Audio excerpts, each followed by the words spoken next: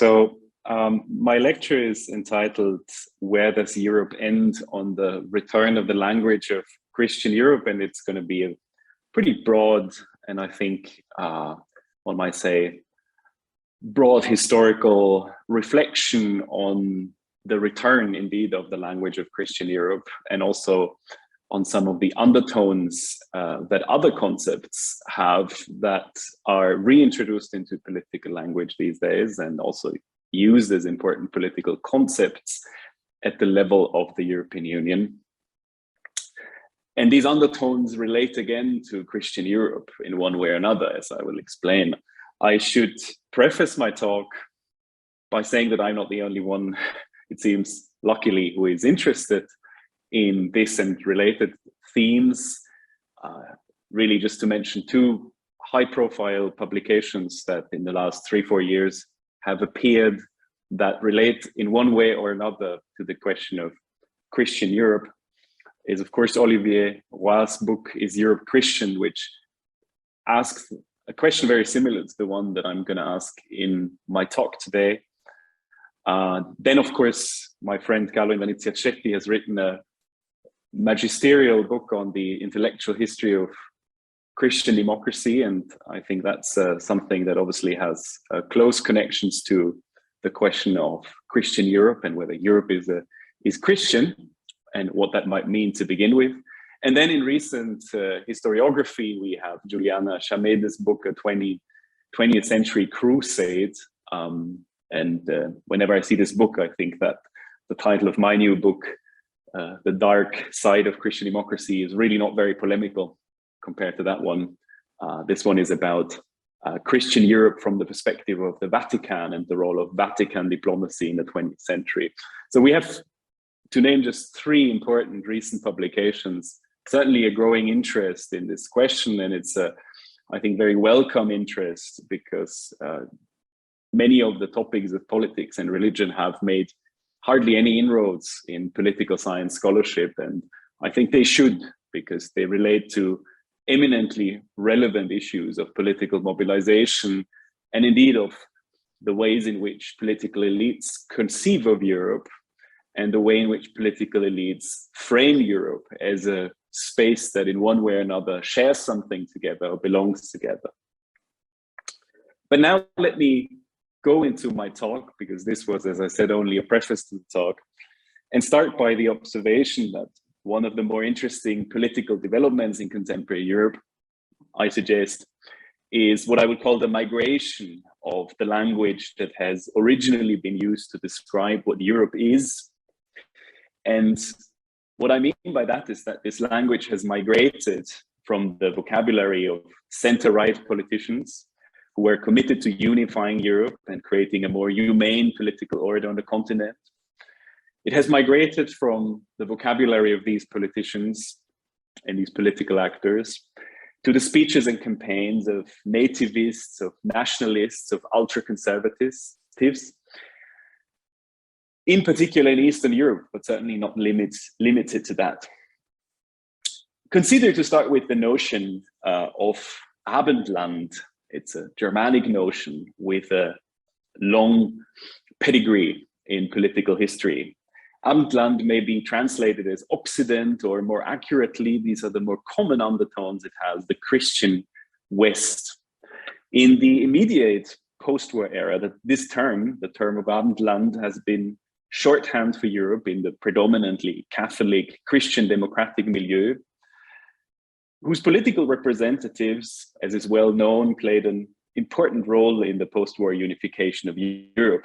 Indeed, the well-known founding fathers of Europe, Konrad Adenauer, Robert Schumann, and Alcide de Gasperi, were convinced that, as de Gasperi put it in a speech in 1954, Christianity lies at the origin of European civilization. By Christianity was primarily meant a common cultural European heritage. It was a culturalist understanding of Christianity. De Gasperi, an Italian educated in Vienna at the turn of the century, so around 1900, whose first political job was in the Imperial Council of Austria-Hungary, spoke, and here I quote, of a shared ethical vision that fosters the inviolability and responsibility of the human person, with its ferment of evangelic brotherhood, its cult of law inherited from the ancients, its cult of beauty refined through the centuries, and its will for truth and justice sharpened by an experience stretching over more than 1,000 years. All of this, many Christian democratic leaders thought, demarcates Europe from the superficial consumerism of the United States, indeed, however welcome the help of the American allies was after World War II. And even more importantly, it demarcates Europe from the materialist totalitarianism of the Soviet Union. Europe, in other words, on this view is culturally distinctive, and that distinctiveness must be affirmed and preserved to unite the continent, to avoid a renewed descent into chaos. That De Gasperi spoke of over more than 1,000 years is not accidental. For many early Christian Democrats, those that, like these three founding fathers of Europe that I mentioned here, the blueprint of unified Europe was the Carolingian Empire. Here we have a brief look, and we can compare it with the Europe of the Six. Indeed, when one compares the maps of Charlemagne's realm and the inner Six after the Treaty of Paris, the geographical parallels emerge with striking clarity. The deep Catholic roots of Europe and the unity of the Catholic countries are not accidental references, but quite central to how Europe was imagined at this time. This image of Europe figured prominently even in the Christian Democrats' early election campaigns. In 1946, a campaign poster of the newly founded Christian Democratic Union of Germany, the CDU, party now in deep crisis, featured the slogan, "Rettet die abendländische Kultur," save Abendländisch culture. And as you can see, this poster boasts a bright depiction of the allegorical figure Ecclesia from Bamberg Cathedral in yellow, which is meant to represent the superiority of the church and the Christian values it embodies. And Ecclesia faces, not coincidentally, the logo of the SED, the East German Communist Party, which was founded the same year. The anti-communist message here is very, very obvious, and this message is very clear. Democracy rooted in Christian Abendländisch views, in Christian natural law, and as Adenauer himself put it in a famous post-war speech at the University of Cologne, rooted in the principles of Christian ethics, had to be cultivated and defended against so-called materialist worldviews that represented nothing less than the negation of Christian principles, and by extension, the negation of moral truth and the immutable moral truth that Christian natural law represents. In Adenauer's view, Europe was, quote, only possible if the different peoples of Europe came together to contribute not only economically to recovering from the war, but also culturally to Abendländisch thinking, to Abendländisch poetry, end of quote. This idea of Europe also resonated with the French General Charles de Gaulle. Here we see him together with Adenauer, who served as the first French president after the founding of the Fifth Republic, and who became, in Adenauer's later period, a natural ally for Adenauer and German Catholic Christian Democrats. De Gaulle certainly had a more nation-centric vision of European integration than Adenauer, a more sovereigntist vision, if you wish. And he resisted the idea that supranational institutions should play a central role in the integration processes. But he likewise envisioned a concert of European peoples that shared a common Christian civilization. These nations should, in de Gaulle's words, become, quote, an extension of each other, end of quote, and their shared cultural roots should facilitate this process. The Italian historian Rosario Follenza aptly summarized de Gaulle's view on Europe as follows, I quote, When Le Général famously spoke of Europe from the Atlantic to the Urals, he was in fact conjuring up, quite in line with the Abendland tradition, a continental Western European bloc based on a Franco-German entente that could stand on its own, both militarily and politically. And note this point, we're going to get back to it later. A Europe independent from the United States and Russia. In his memoirs, moreover, Charles de Gaulle asserted that the European nations have, quote, the same Christian origins and the same way of life, linked to one another since time immemorial by countless ties of thought, art, science, politics, and trade, end of quote. No wonder many Christian Democrats saw Gaullism as, is one historian who puts it quite nicely, a kind of Christian democracy without Christ. However, those political leaders who conceived Europe as a cultural entity were gradually disappearing. It's a certain generational shift that we can see in post-war politics, especially since the end of the 1950s. Alcide de Gasperi was the first to die. He died already in 1954. Adenauer, as is well known, died in 1967, and de Gaulle resigned his presidency finally in 1969 and died 1 year later. Robert Schumann, the other famous Christian democratic founding father, who, I should add, has been put on the path to sainthood by Pope Francis in June 2021, died in 1963, and his Christian Democratic Party really lost much of its influence whilst Gaullism was on the rise. Replacing this generation of politicians was a new generation, younger and more, one might say, pragmatic political leaders. In some respects, also less conservative political leaders, many of whom believed that free trade was better able to bring the nations of Europe closer to each other than a reference to shared cultural roots. To be sure, culture was not considered irrelevant to these political leaders. This is why, obviously, hardly anyone considered admitting a Muslim country like Turkey to the European communities. But the idea of a Christian Europe, whose member countries share a distinctive heritage, which performed the important function of unifying an earlier generation of center-right politicians, was gradually superseded by the much less concrete notion of freedom as a sort of telos of European integration. And already in the 1970s, powerful conservative leaders such as Helmut Kohl and Margaret Thatcher, who, as we all know, did not get along too well, still converged on the vision that European integration should secure freedom, freedom also as an opposition to socialism and to communism. And indeed, that was also the slogan in 1976 in the CDU election campaign. Freiheit statt Sozialismus, freedom instead of socialism. This is quite different, of course, from Save Abendländische Culture, Rettet die Abendländische Kultur in 1946. Socialism, or communism for that matter, remained the primary enemy here, but it should be fought with free markets and not so much with Christian ethics and natural law, as Adenauer, de Gasperi, and Schumann believed.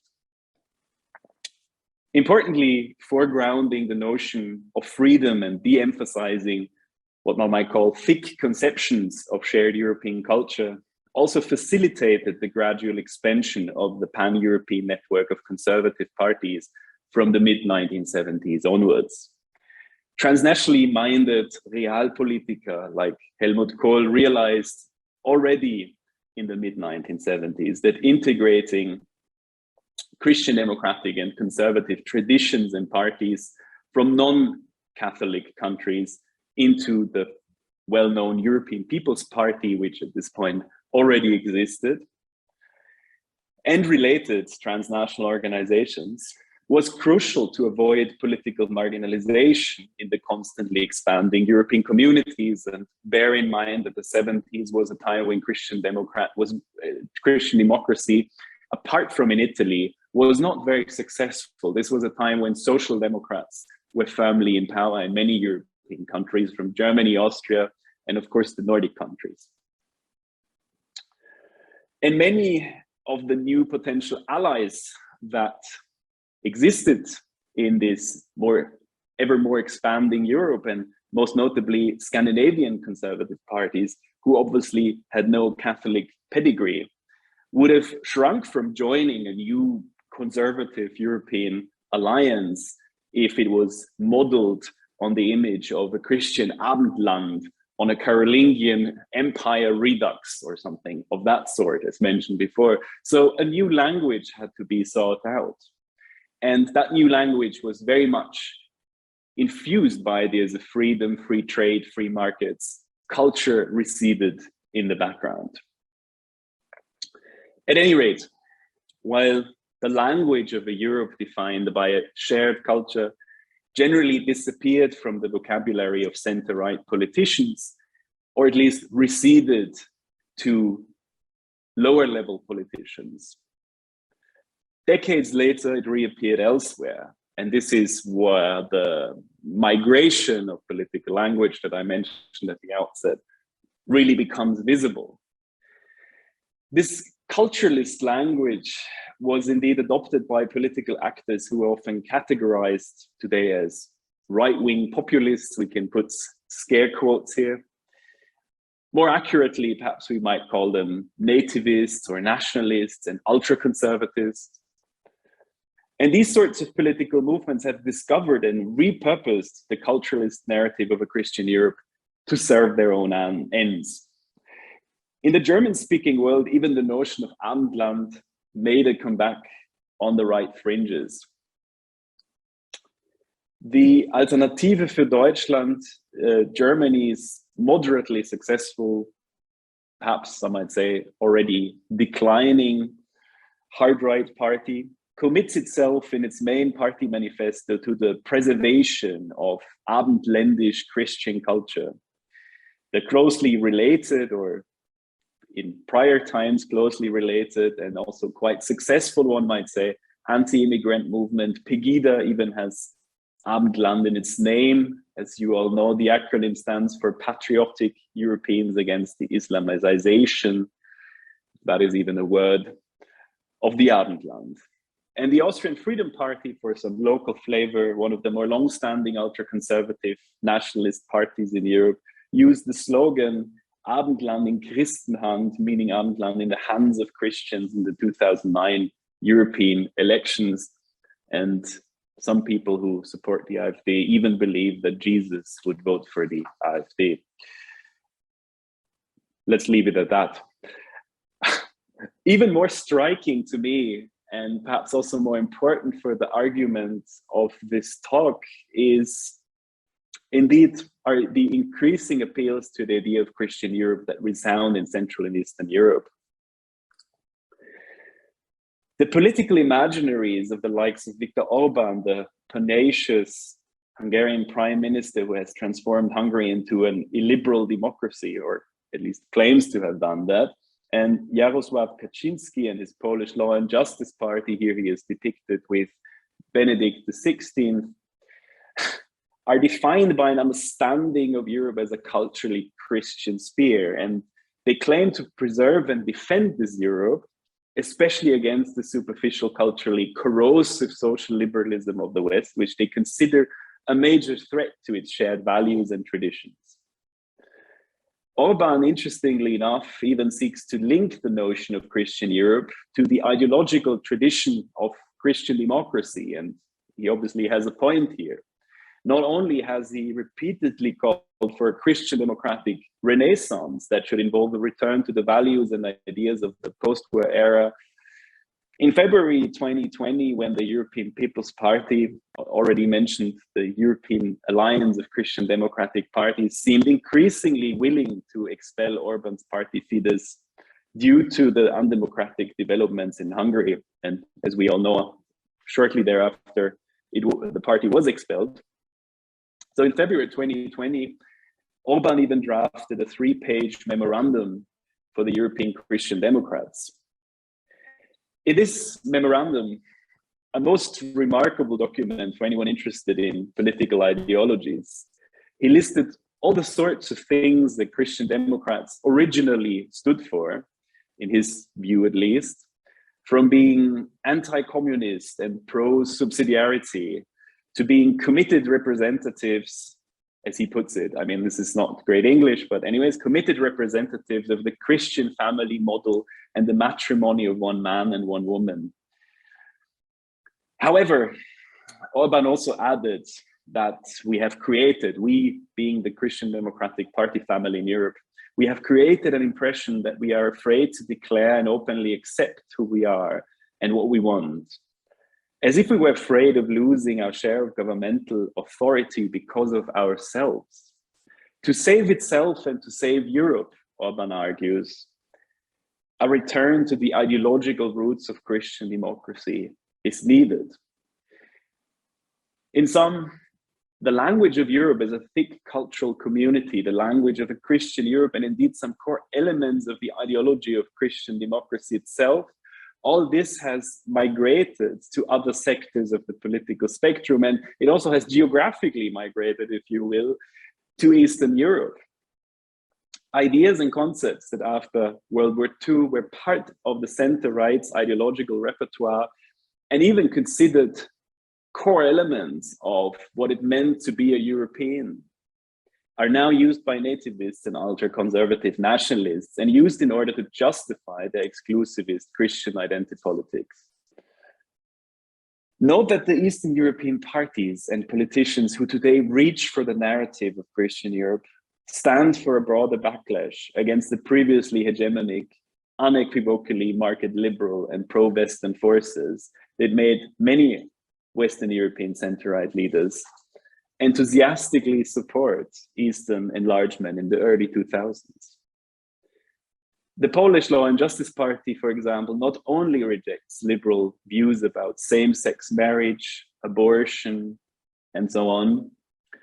Several of that party's redistributive policies also indeed mark a rupture with neoliberal orthodoxy, and thus a departure from the policies of the business-friendly pro-EU civic platform government of Donald Tusk, which Kaczynski's party replaced in 2015.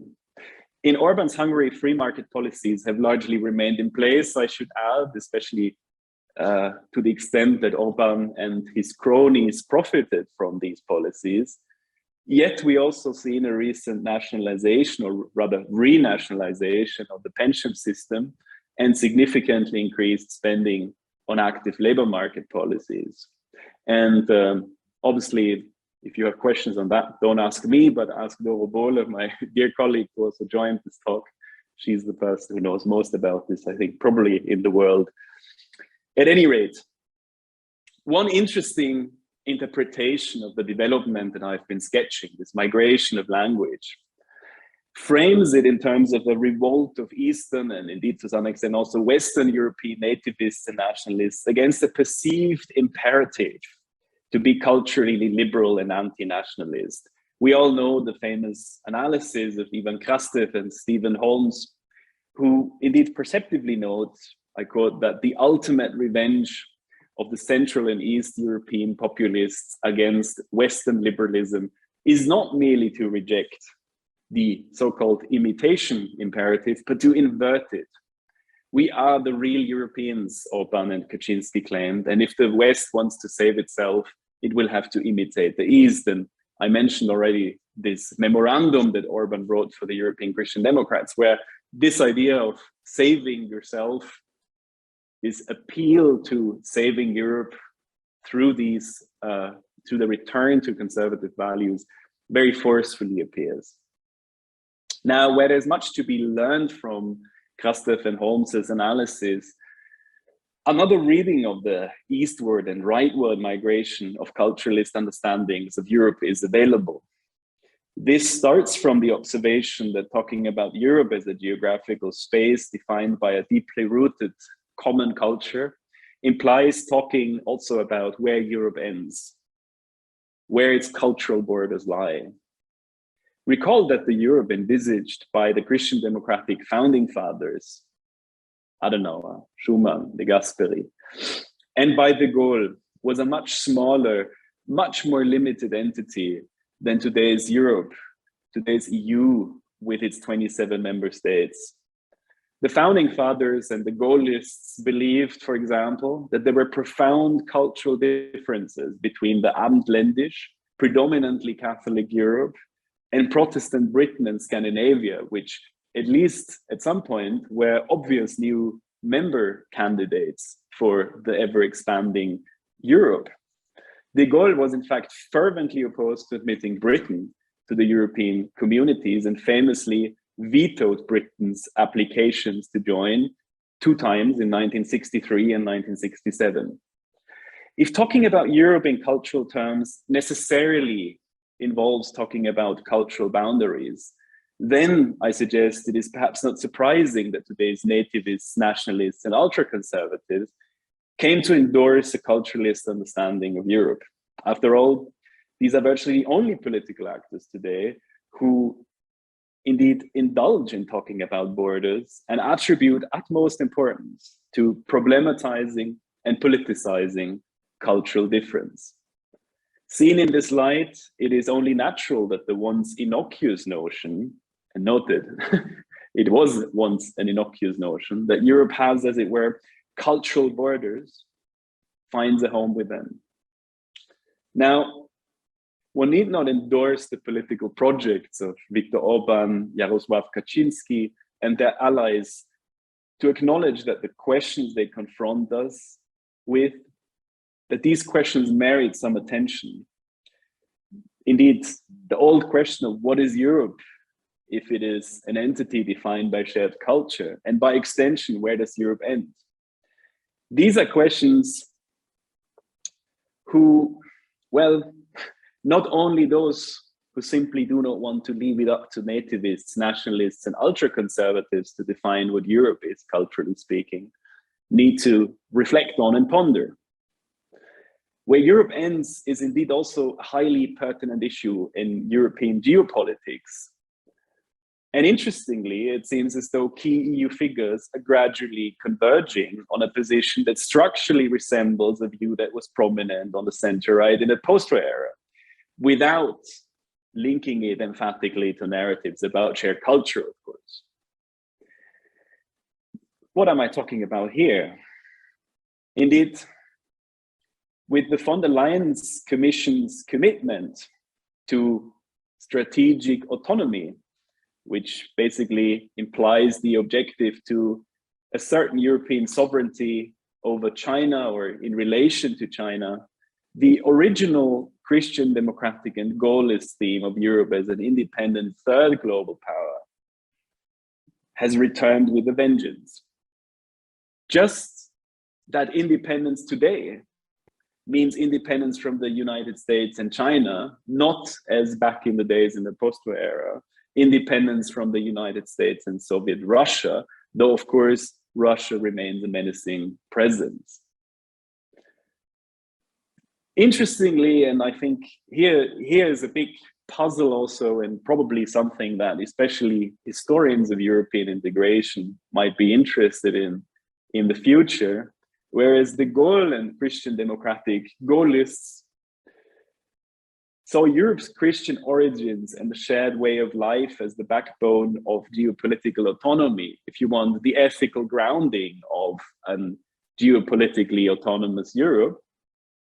The president of the Commission limits herself to mentioning the unique single market, quote, and social market economy, which is also, by the way, a Christian democratic concept, a position as the world's first trading superpower and the world's second currency, as a sort of things that make Europe distinctive.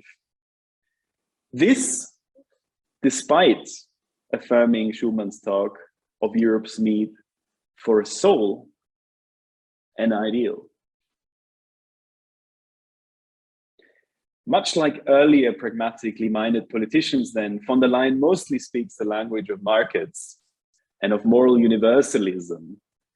When she speaks about China, I quote, she says, "We must always continue to call out human rights abuses." And she routinely says these things, but it is doubtful whether human rights talk or free market ideology are sufficient to render plausible claims to strategic autonomy. Whether In other words, the appeal to geopolitical interests without an appeal to something other that Europe shares could render plausible all these claims that we see the Commission and many of its actors make today. Because being by definition boundary insensitive and global in outlook, human rights talk and free market ideology are little able to furnish a convincing argument for why Europe should be autonomous in the first place. Perhaps indeed, one digs a bit deeper, the notion of strategic autonomy is actually much more about a shared European way of life than present EU leaders, unlike their post-war predecessors, are willing to admit. Maybe this is more about a cultural community when one digs down to the core of the logic at work here. Why else would von der Leyen also want to appoint a vice president for protecting our European way of life, whilst describing China as quote unquote systemic rival, and even cautiously expressing uncertainty about the ally credentials of post-Trump America? Here the twin questions of European culture and where Europe ends come into view again. And it seems by all means worthwhile to speak more about that, more about the question of where Europe ends, without adopting the narrow and exclusionary narratives of Orban and Kaczynski, or wishing for a return to post-war Christian democracy or Gaullism. All the while, engaging with post-war Christian democracy and Gaullism would seem to enhance our understanding of the present, in particular, the continuities and path dependencies that make themselves visible in current debates on where Europe ends. And it seems to me that a lot of what we're seeing today can be structurally connected to the ideas that were present in the post-war era. Where this leads us, I leave open.